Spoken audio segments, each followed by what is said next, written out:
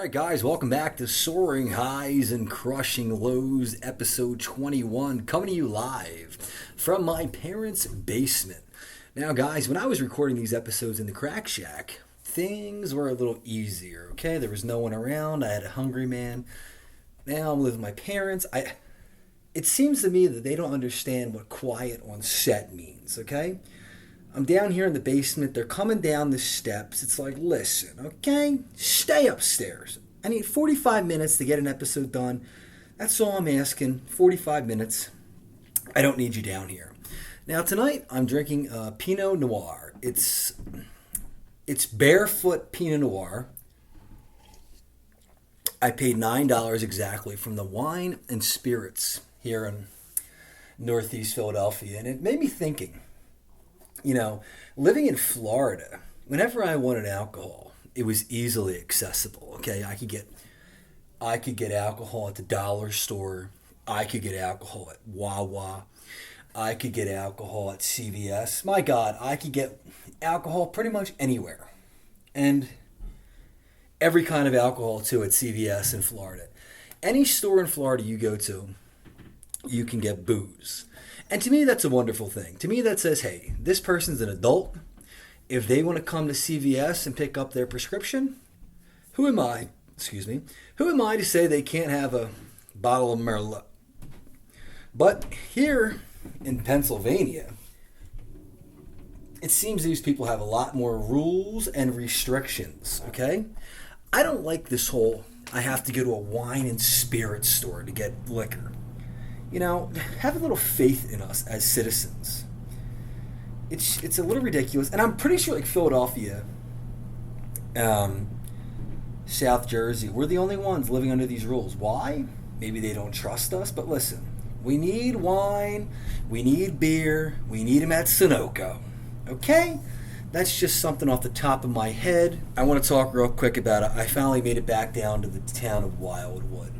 And the thing about Wildwood is, I'm going to go ahead and assume that island is haunted. Okay? You hear these stories all the time. Someone goes down Wildwood. Okay? They go down Wildwood. They're going to have a nice time. Next thing you know, it's 3 days later. All the relationships are ruined. They've lost their jobs. They're filing for bankruptcy.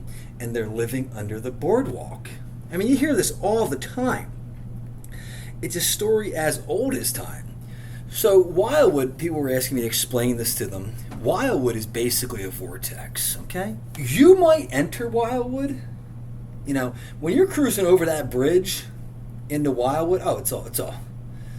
Sunshine, lollipops, and rainbows everywhere. Okay, then you get there, things are going good. I don't know what happens. I would say somewhere in the next 4 to 5 hours, the vortex gets you. And once it gets you, it's fuck everything. Fuck it. I'm down the shore. The latest example, I went down Saturday for the Father Judge high school reunion. And the plan was this. Go down the shore, relax a little bit, go to the reunion, maybe go out, have a couple beers, wake up the next day and go home. Well, I woke up the next day still drunk. Okay? Then I stumbled downstairs to my good friend Sullivan's, and I found some Twisted Teas. I had 2 of them, and then I decided, fuck it, I'm staying. And that's the vortex. And it's dangerous because, you know, people have responsibilities to get back to, and Wildwood grabs you and says, you're staying with me. The island has you now. Wildwood has been doing this to me for years.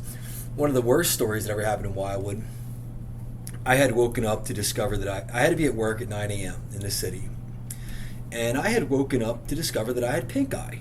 And it was about 6:30, okay? I wake up, I have pink eye. This is a problem. I had just started this job in the city, so I had to be home. So I hightail out of there. I get on the road at 6:40. I get about an hour into this drive and realize, oh my God, I left all my work clothes in Wildwood.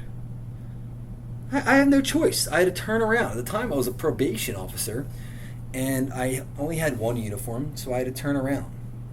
So now I turn around, I only have like an hour to be at work, so at this point I've accepted I'm going to be 2 hours late. I'm having a panic attack, okay? I'm driving back now. It's about 8:45. I'm an hour away from the city.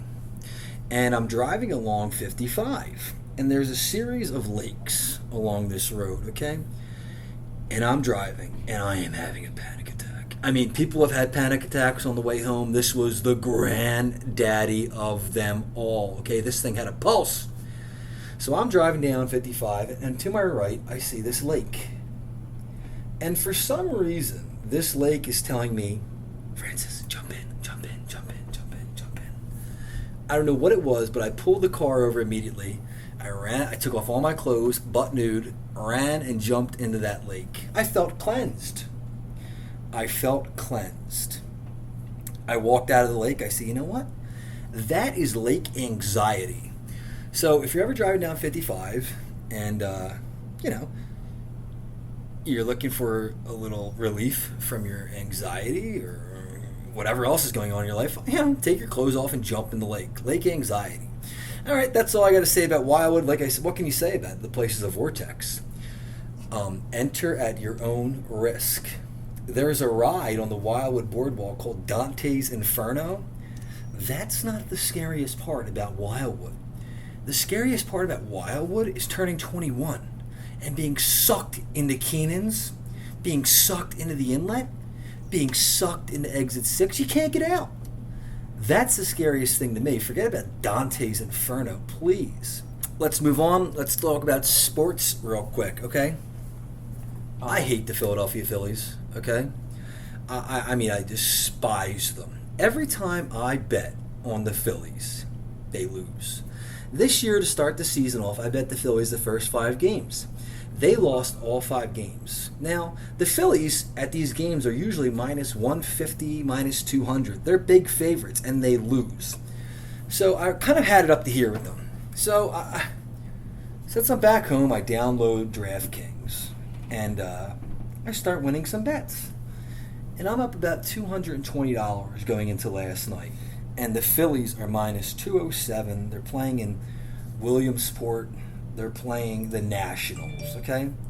And the Nationals are about as talented as the media Little League team, okay? The Phillies have no business losing to the Nationals this late in the year. So I decide, here, let me put the $200 that I'm up. $200 that I'm up, let's put it on the Phillies, and they'll win. Boy, was I wrong.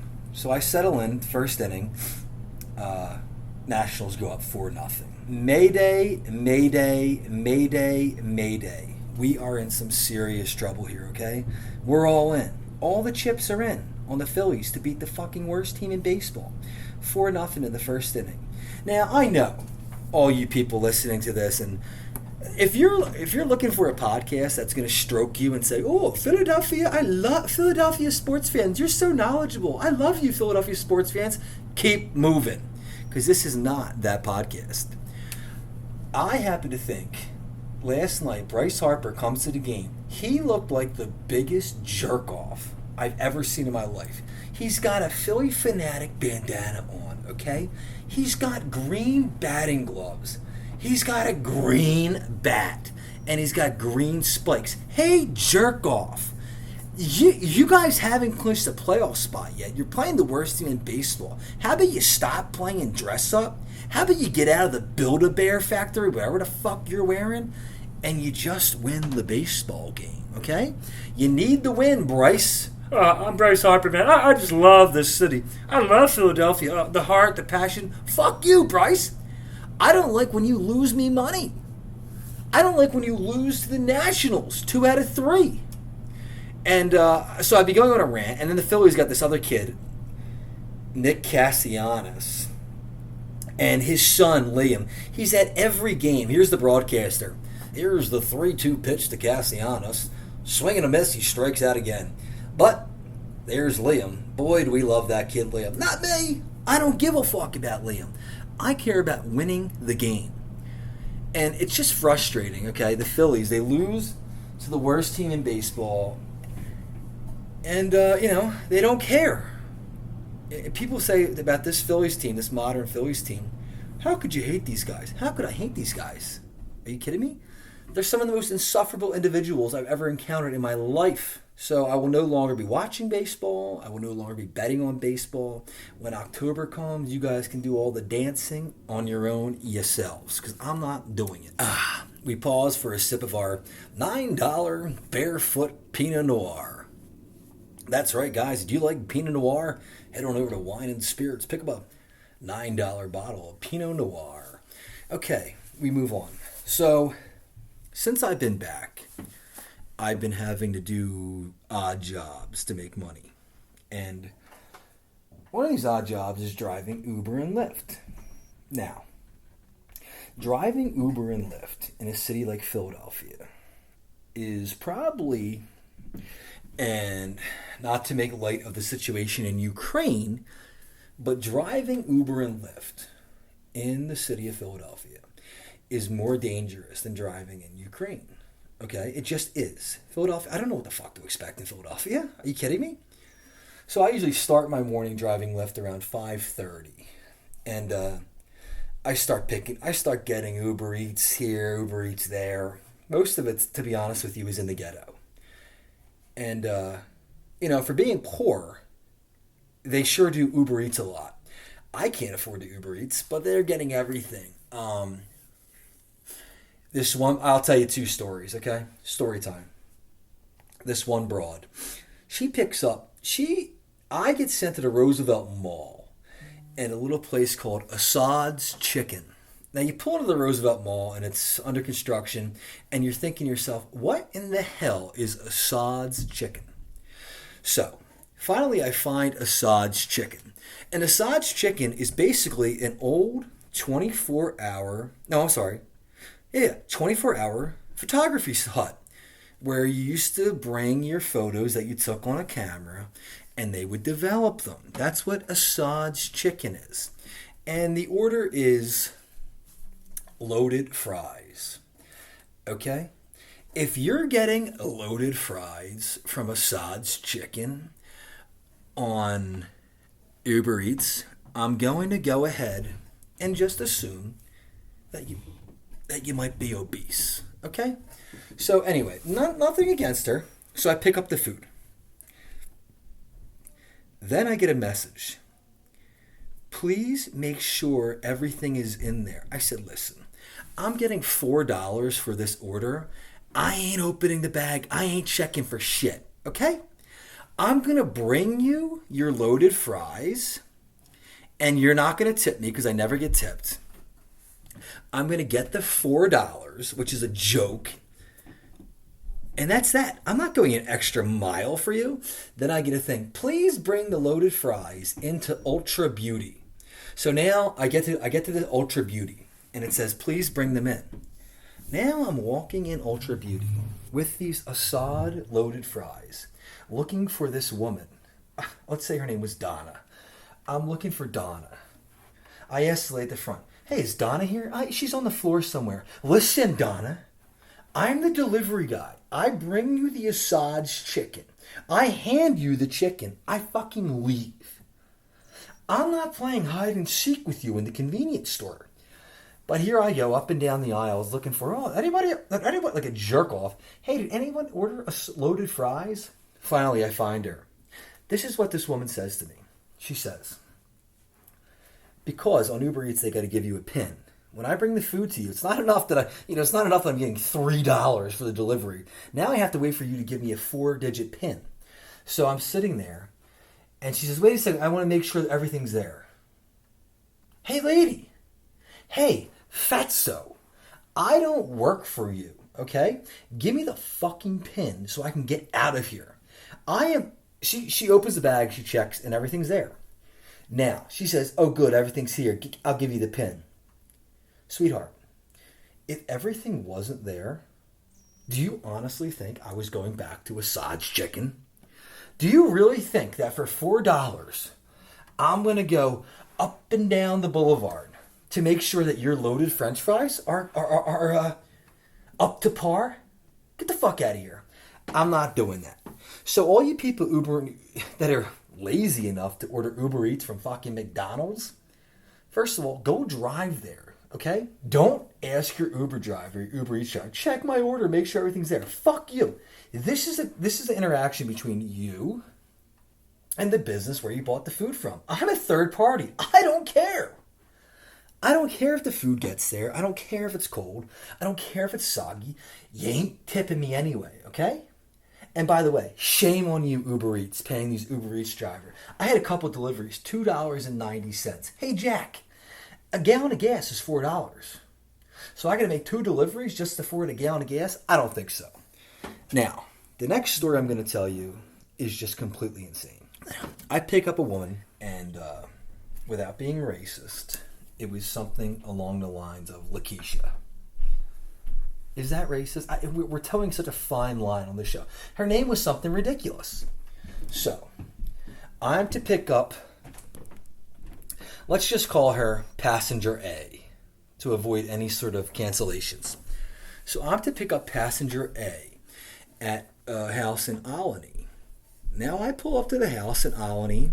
I swipe arrived. Now, this is Lyft, by the way. The story before that was Uber Eats. This is Lyft. And this is when someone gets in your car. By the way, what a weird thing. Some stranger just gets in my car and I drive them places. Anyway, I go to pick up this lady. And I hit arrived. If you're not ready for your Uber driver when they get there, you're an asshole. You are an asshole. Be ready. The fuck you's doing in there? Anyway, so now I arrive, and it gives you a timer. And the timer says 5 minutes. So now I sit there, okay? Jesus Christ, I'm in Olney. I'm going to get killed. By the way, you know, you're just sitting in Olney, in the middle of the ghetto, waiting for someone to come out of the house. 1 minute goes by, nothing. 2 minutes goes by. 3 minutes. You get the story. Now it gets down to the countdown, 20 seconds.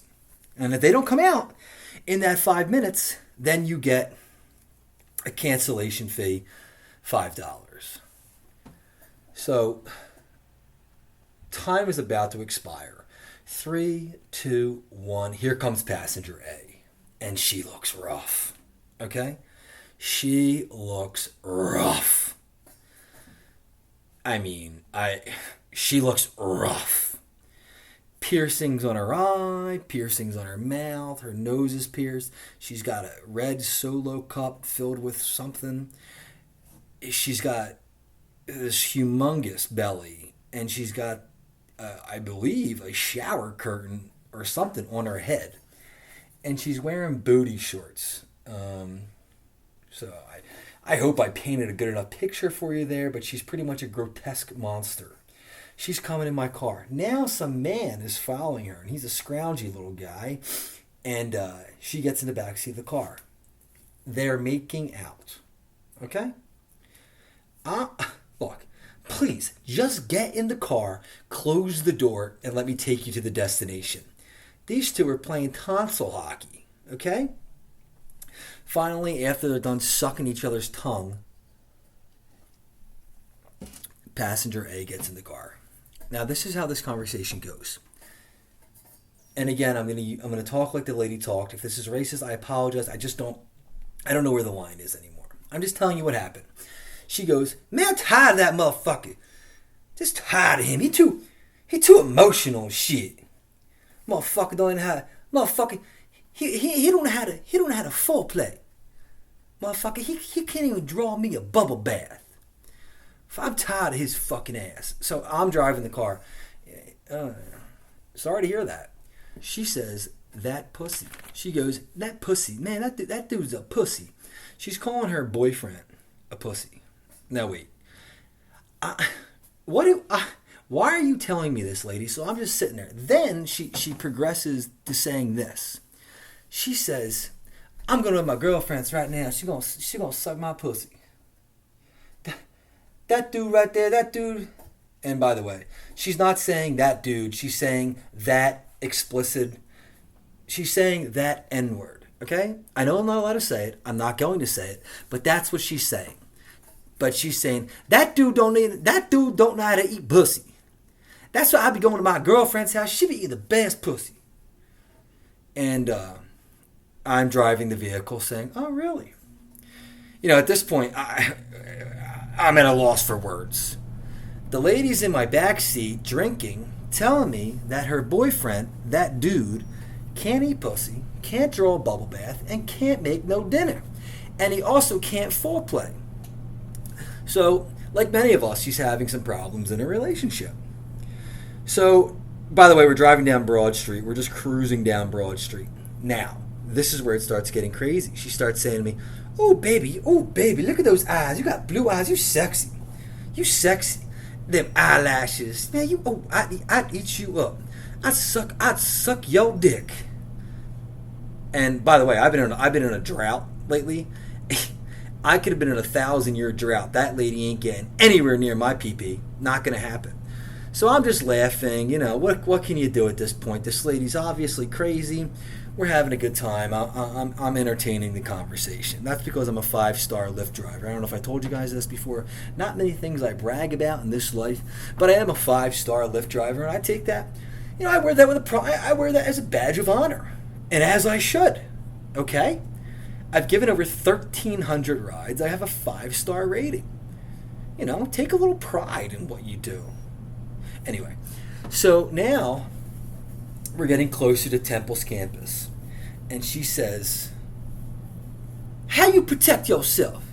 You be driving around the city. How you protect yourself? I said, honestly, at this point in my life, if someone's going to rob me, first of all, I'm going to tell them, Jack, I ain't got much, okay? You rob me, you take my debit cards, you probably aren't going to be able to afford a McDonald's dinner.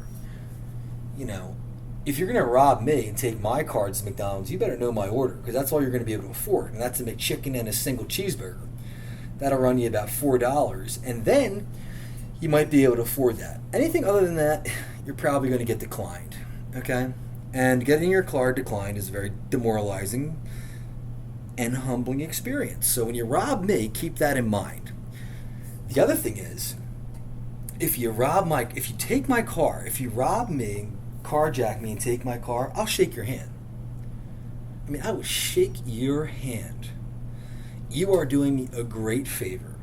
That car is a headache for me. I owe like $6,000 to the bank. Oh, you're gonna rob me and take my financial burden from me? Oh no, please don't do that. So I encourage that.